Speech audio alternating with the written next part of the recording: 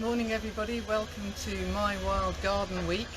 Today we're here to talk about garden birds. So I'm in my garden to talk about the different sorts of birds that come into the garden and how you can help attract birds into your garden too.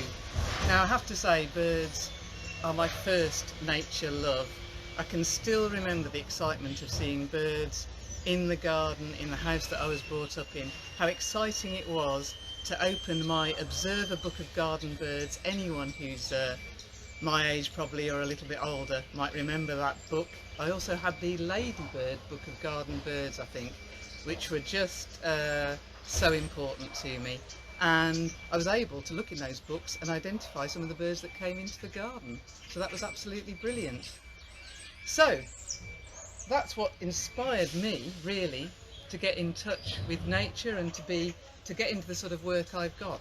So you think, what I'm trying to do in my garden is provide food to attract different sorts of birds. Now, this is the bird feeder that I've chosen. You can get all sorts of different bird feeders. You can get bird tables, you can get different sorts of hanging feeders. The important thing for me on this bird feeder is this thing here.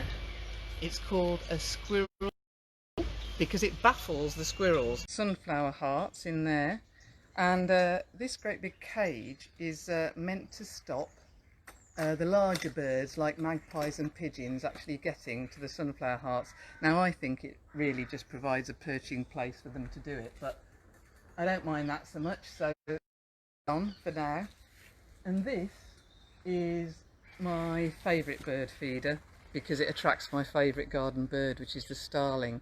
You might be able to hear some actually. They've been flying around this morning and chattering a bit. Filled with, if I can get the top off, filled with suet, sort of shredded suet. So it's a high fat, high energy food which the starlings love, and we're really lucky enough in this garden to have starlings all year. We've had some nesting in one of our neighbours' really big Leylandii, one of those conifers over there, and it's been brilliant because what they've done is they brought their young here, and the young perched on here and the parents fed them, so that was really exciting earlier in the year. Of course, there's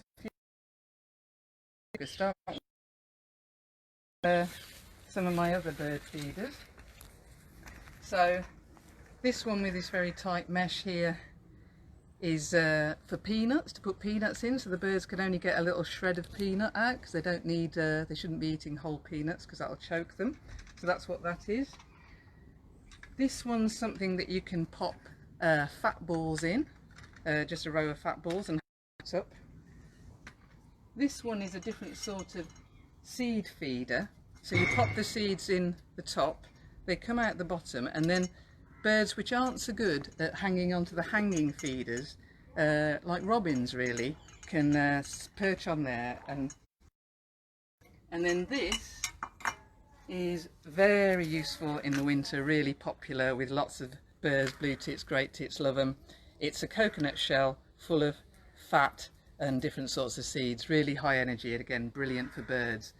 Now I think it used to be sort of common knowledge that you just feed the birds in the winter, but you can see I'm feeding them all year, and it certainly does no harm, and it means that you can keep birds in your garden all year.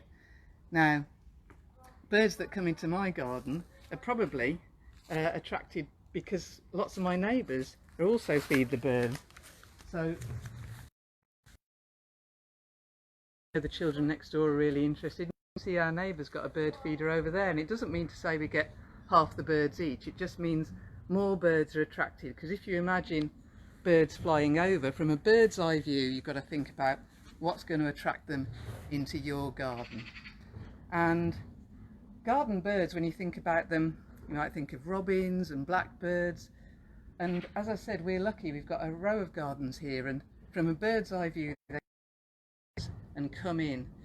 Now the birds that come into our gardens are the sort of birds that would live normally in woodland edges and places where there's a bit of grass and a few trees and some bushes, different sorts of a range of habitat, and they're sort of more generalist birds, because you're not going to get birds in your garden that need to live on a sea cliff or deep in a pine forest, are you? So the robins and blackbirds and thrushes and starlings can cope with some buildings and different sorts, a range of habitats really. And of course the bird that is the best generalist bird of all probably is the pigeon, and we certainly get plenty of those. Strangely, of course, probably because of the baking heat, there's not a pigeon to see this morning. But if you want to attract garden birds into your garden, sign up for the My Wild Garden. Hints and tips and advice about how to get birds into your garden, and don't be put off by all the what different sorts of feeders and different sorts of food. Just have a go. You're bound to be delighted with the results. Thank you.